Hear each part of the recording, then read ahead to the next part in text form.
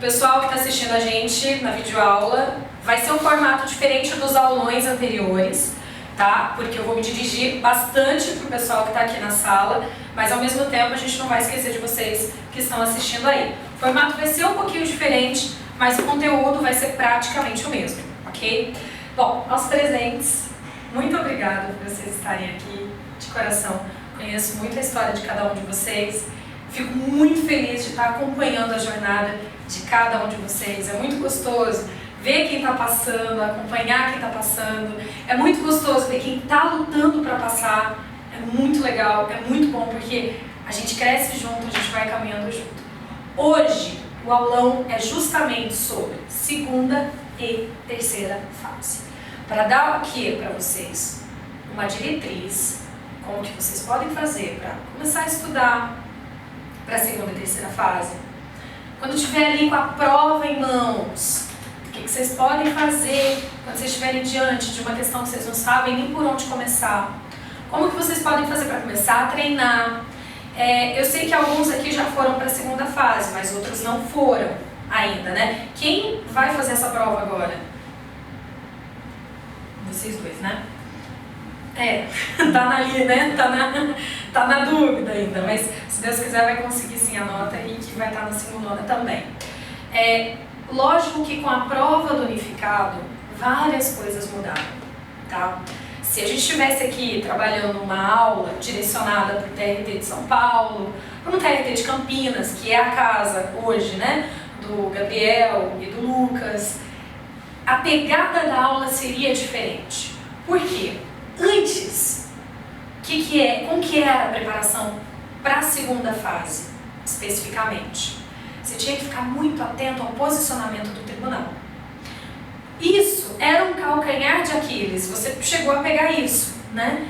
Era muito difícil, era muito complicado, porque tinha determinados assuntos que nessa fase, nesse momento de preparação, que é muito próximo, né, você tinha que ir atrás do posicionamento, não só da galera da banca, mas principalmente em cima do posicionamento do tribunal. Então você tinha que equilibrar o posicionamento da banca, que são 3 pessoas, e eu vou falar para vocês como que vocês vão fazer isso quando vocês estiverem diante de uma segunda fase, diante de uma sentença, tá? E quando você estiver diante de 3 pessoas, que são os seus corretores, que são os seus examinadores, e ao mesmo tempo você tinha que equilibrar o posicionamento do tribunal, sem esquecer do TST, olha quanta coisa você tinha que equilibrar. Então, o ponto positivo da prova do unificado é justamente esse. Vocês não têm que se preocupar tanto com o regionalismo. Vocês têm que se preocupar com 2 tribunais, STF e TST. Acabou. Você se preocupando com esses 2, você consegue fazer uma boa prova. O que já te ajuda muito na hora de estudar, na hora de buscar o quê? Determinado posicionamento dentro daquele assunto específico, tá? Eu vou começar falando com vocês sobre segunda fase. Daqui a pouco o Lucas vai chegar e vai falar com vocês sobre como resolver, e ele vai pegar um exercício e vai explicar para vocês como ele fazia, tá? E como que ele resolvia o exercício de segunda fase. Depois a gente vai conversar com vocês sobre alguns temas. Aí já abraça eu, o Calvê e o Lucas, a gente vai tentar fazer esse bem bolado nós 3, tá bom? E na parte da tarde eu vou começar falando com vocês sobre como fazer o estudo de banca, que é extremamente importante para a segunda e para a terceira fase. E eu vou conversar e eles vão conversar com vocês sobre estrutura de sentença e como resolver uma sentença, tá? O tempo é curto? A gente vai tentar passar alguns materiais a mais para vocês depois lá no sistema, que aí vocês vão ter acesso a essa aula, tá? Lá no sistema, tudo bonitinho, vocês vão entrar, vão poder assistir essas aulas de novo. Lembrando que vocês sempre podem e devem mandar dúvidas, perguntando sobre matéria, sobre conteúdo, sobre tudo, tá? A gente está aqui justamente para tentar facilitar da melhor maneira possível a caminhada de vocês, porque a gente sabe que não é fácil, tá? Primeiro ponto que eu queria conversar com vocês, e isso já abraça aqueles que estão começando a estudar para a segunda fase, qual é o momento ideal de começar a treinar a segunda e a terceira fase? Antigamente, alguém aqui é da época que a prova era em 2 dias? Sábado e domingo? Né? Primeira fase, eu tô falando. Eram 2 dias, 50 questões em um dia, 50 questões em outro dia. Era gostoso. Vou te falar que era gostoso, não era você fazer a prova em 2 dias? Era difícil você controlar a ansiedade. Mas as questões eram colocadas de uma forma que você fazia a prova e você não saía tão esgotado, sabe? Eram 50 questões bem distribuídas, você tinha um tempo tranquilo para estudar as questões, para ler com calma, não era tão pauleira. O que aconteceu? Depois saiu uma resolução no CNJ, alguém entrou reclamando, falando que tinha que ser em um dia só a prova, porque quem vem de longe é complicado, hotel, passagem, tudo, né? Então, em razão dessa resolução do CNJ, a prova tem que ser feita em um dia só. Mudaram todo o esquema, fizeram a prova em um dia só. Quem pegou a primeira prova depois dessa transição, levou aquele baque. Por quê? Porque o tribunal não teve aquele carinho de perceber assim, não, antes eles tinham 2 dias, 50 questões cada dia, 4 horas cada dia. De repente eles jogaram uma prova em um dia só, 100 questões, num tempo curto e uma prova extensa, até eles acertarem a mão. Por que eu estou falando isso? Em razão dessa transição que a gente está vivendo da prova do unificado, né? Pegou muita gente de surpresa? Pegou. Quem me acompanha sabe, a gente não esperava uma prova quase 100% prática. A gente esperava uma prova 70% prática e os outros 30% dividido em coisa seca e parte teórica. Eu já falava isso, eu comentei com vocês bastante sobre isso, né, nos áudios, no Periscope, que eu achava que agora, com o unificado, iam ficar bem com o pezinho no chão. Diferente de provas que ficavam bem no campo teórico, como por exemplo Pará, que fazia umas provas que judiavam na primeira fase, que eles cobravam uma teoria assim, que você falava, gente, onde é que eu vou usar isso? Né? Umas coisas assim que você falava, por quê? Até a segunda fase, que eram provas extensas, tinham 6 questões, e você tinha um mundo para escrever ali. Então, quando você olha agora essa transição, num primeiro momento, assusta. Poxa, agora é prática, agora é assim, mas vai ser bom, porque eu acho que a próxima prova vai ser melhor ainda, né? Espero que seja a última de alguns, mas a próxima prova vai ser melhor ainda. Por quê? Porque eu acredito que eles vão se acertar ainda mais. E eu acho que essa nova realidade que a gente está enfrentando, de pezinho no chão, bastante informativo, jurisprudência, vai estar cada vez mais presente. Por que eu estou falando isso? Porque desde o começo, desde a primeira fase, vocês têm que ter o costume de ler notícia todo dia, ou se não for todo dia, pelo menos um dia da semana, ficar focado em informativo do TST, informativo do STF e STJ, mas presta atenção, informativo do STF e STJ é para vocês fazerem o quê? Ficarem focados no conteúdo da magistratura do trabalho. Não vai perder tempo lendo, né, direito de família, que não tem nada a ver, que vocês não vão usar. Ou teorias mirabolantes de penal. Não. Foco naquilo que é importante para a área jurídica dentro da área trabalhista. Tá? Isso tudo vai ajudar na primeira fase? Com certeza. Vai ajudar na segunda fase? Muito. Vai ajudar na sentença? Demais. Vai ajudar no oral? Bastante. Alguém aqui tem medo da prova oral? Não. Todo mundo tem medo da prova oral? Quem aqui advoga? Só para eu ter uma noção. Tá. Quem aqui é servidor? Bom, se você advoga, você já tem que falar. Servidor já não tem que falar tanto. Aí tinha uma opção de justiça aqui. Mas quem é servidor já não tem que falar tanto. Mas quem é advogado já tem que falar muito. Isso é bom, porque já te ajuda. O que é bacana? Isso daí é uma dica que eu sempre passo para os meus alunos quando já começam a passar para a segunda e terceira fase. Ou quando já começam a estudar para a segunda e terceira fase. Treinem oratória. Eu sempre fui muito tagarela, sempre fui muito de falar, sempre fui muito de, sabe, pegar palco. Sempre gostei muito. Mas eu sei que tem muita gente que tem dificuldade. E é muito difícil startar isso. Depois que eu passei, na faculdade, e comecei a ver o lado jurídico, e depois que eu comecei a dar aula, você fica meio que preso no conteúdo. Então, às vezes, você fica com medo. Dependendo da plateia, você fica com mais medo ainda. Imagina que vocês vão estar sentados ali de frente para 3 pessoas que, em tese, têm um conhecimento fenomenal. Então, lógico, cada coisinha que vocês falarem podem ser usadas contra vocês. Então, vocês têm que ter equilíbrio emocional e, lógico, ter tranquilidade para acessar o conhecimento.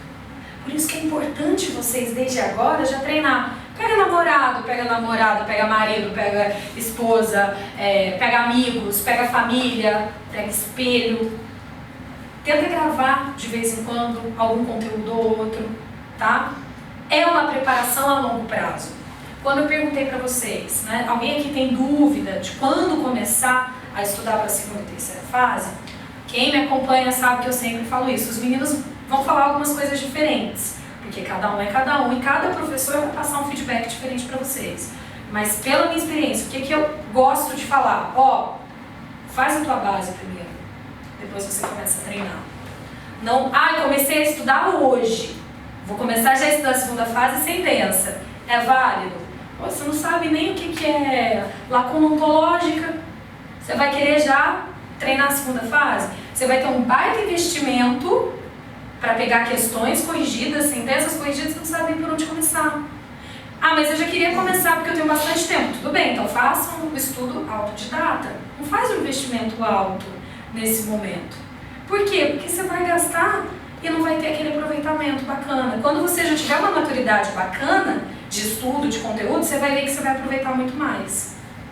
Tanto as dicas quanto o conteúdo que vai sendo passado para vocês. Tá? É muito importante, quem não passou, continuar estudando e treinando a primeira fase. Quem passou ou está naquela situação da nota de corte, não sei se fui, não sei se fiquei, foca na segunda e terceira fase. Porque o estudo que você vai estar aproveitando agora, você vai usar lá na frente. Tá? Quem não passou, tem que ficar com um olho no gato e outro no peixe. Dependendo da preparação. Não, já tem um tempo estudando para a primeira fase. Já é hora de começar para a segunda? Para ontem. Já é hora de começar a sentença? Para ontem. Não quer fazer grandes investimentos? Estude de forma autodidata. Encaixe um horário no dia, no plano, para você já começar a estudar a segunda e terceira fase. Para não ser pego aí de surpresa. É ruim, não é? Ser pego assim, tipo, não estava estudando para a segunda e terceira fase. Aí, de repente, você tem um tempo curto para fazer uma sentença, você tem um tempo curto para aprender dicas específicas para fazer uma segunda fase. Por isso que é tão importante você formar a tua base. Alunos meus de segunda fase, quando já estão comigo há mais tempo, eu tenho a única dificuldade de jogar a estrutura que eu vou passar para vocês hoje. Ó, entra nisso aqui. Aqui dentro você tem que falar mais ou menos isso, você tem que identificar o núcleo. Pessoas que não são meus alunos, já complica, porque às vezes já vem e já não tem uma base bacana. E aí eu tenho que, além de passar a estrutura, ensinar o direito material, que você vai discutir ali na questão. Eu já vou ter que ensinar o direito processual, que foi cobrado ali na questão. Então vocês percebem? Qual a diferença quando você pega uma questão do teu treino de estudo, que você já sabe o conteúdo? A tua dificuldade vai ser qual? Passar para o papel. Quem escreve é advogado, às vezes já consegue se soltar um pouco mais. E aí, quando eu pego questão de advogado que está treinando, é engraçado que você pega um monte de vício de petição. Ora, sabe aquelas coisinhas? E essas coisas você tem que cortar.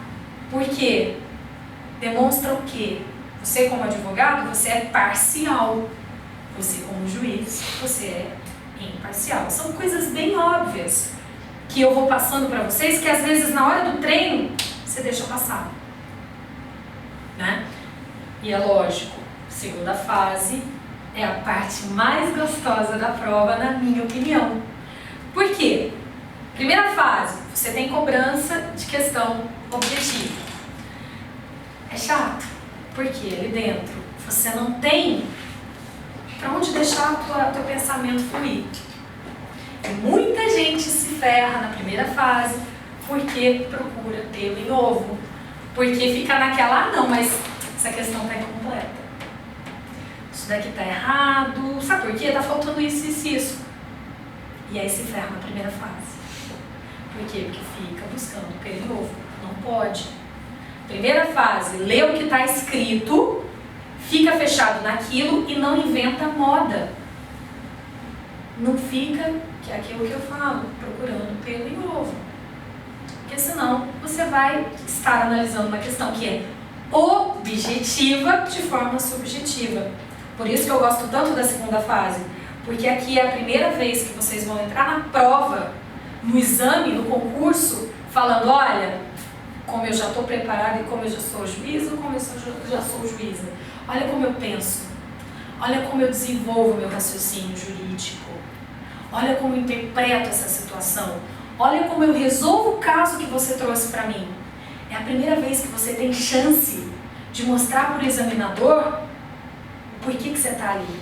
Por que você nasceu para ser juiz, para ser juíza, ou para ser promotor, enfim. Que a dica que eu vou passar aqui, vocês vão poder usar em qualquer segunda fase na vida, tá?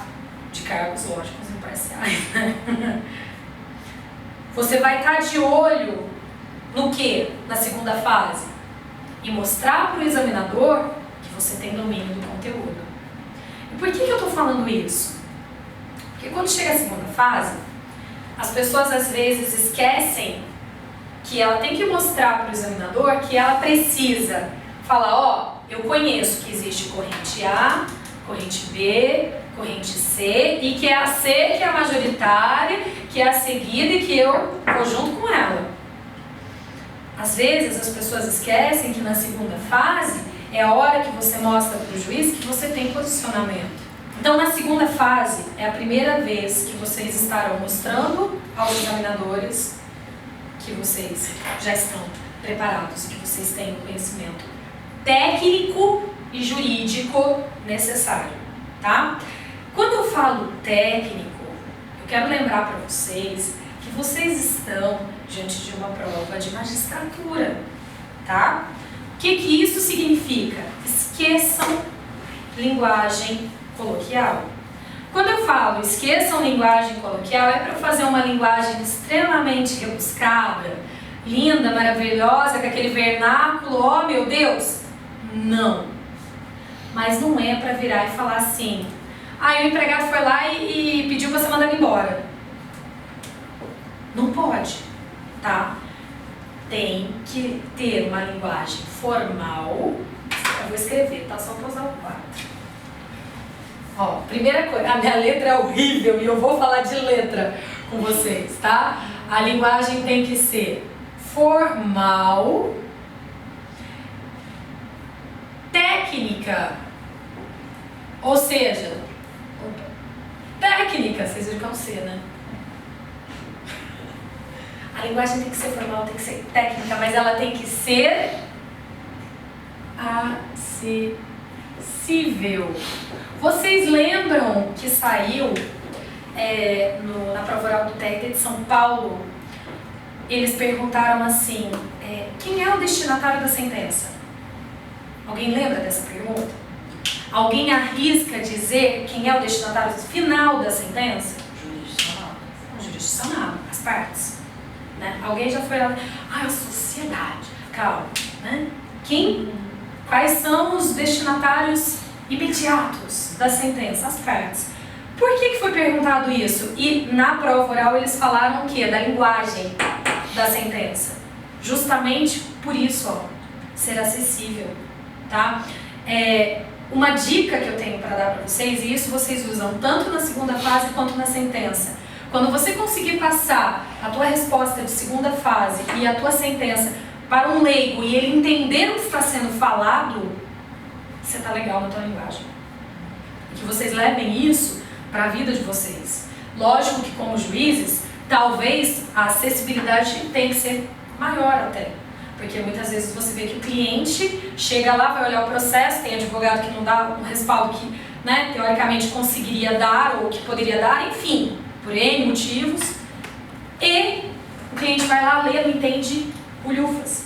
Não é bacana isso. Se ele é o destinatário final, você precisa fazer uma linguagem acessível. Mas isso significa que você tenha que abandonar a técnica? Negativo. E aqui, gente, vai uma dica que eu já passei para os meus alunos do avançado, para você fazer a diferença entre termos que às vezes você usa muito em determinados assuntos, principalmente quando você está falando de sentença segunda fase, em termos de contrato de trabalho, diferenciação entre rescisão, resilição e resolução. Já caiu em segunda fase. Ipsis literis, estava lá. Faça a diferenciação. Pedido de demissão, despedida indireta. Até o tribunal usa o termo demissão de forma errada. Demissão é quando parte do empregado. Poxa, gente, não vamos abandonar isso aqui, ó. Tem que ter linguagem técnica. Quando você estiver diante de uma questão de segunda fase, você tem que preservar isso aqui tudo, ó. Tá? Quando eu falo linguagem técnica, não estou falando do latinês. Aprendi a duras penas que latim a gente não deve levar para a vida com tanto ferro, tão a ferro e a fogo. Eu estava no segundo ano da faculdade e imagina que eu não era nerd, nem pouco, e eu comprei um dicionário de latim. Segundo ano da faculdade, a pessoa comprou um dicionário de latim. Fui fazer uma prova de civil, direito das obrigações, e eu lembro que meu professor era juiz estadual. Amado, o cara era genial, acho que ele está em São Paulo agora. E, gente, sem brincadeira, eu enchi a prova de latim. Enchi a prova de latim. O que aconteceu comigo? Levei um ferro, que ele virou e falou assim, olha, latim não, minha filha, isso daqui nem usa mais. Eu usei termos, sem brincadeira, que não eram os atalhos normais, sabe? Jurídicos que a gente, né? E teve tempo que eu escrevi errado. Por que eu tô falando isso? Tem que ser técnico, né? Tem que ser formal, mas você não pode esquecer de escrever a coisa certa. Aí você vai, escreve uma coisa errada, não dá certo.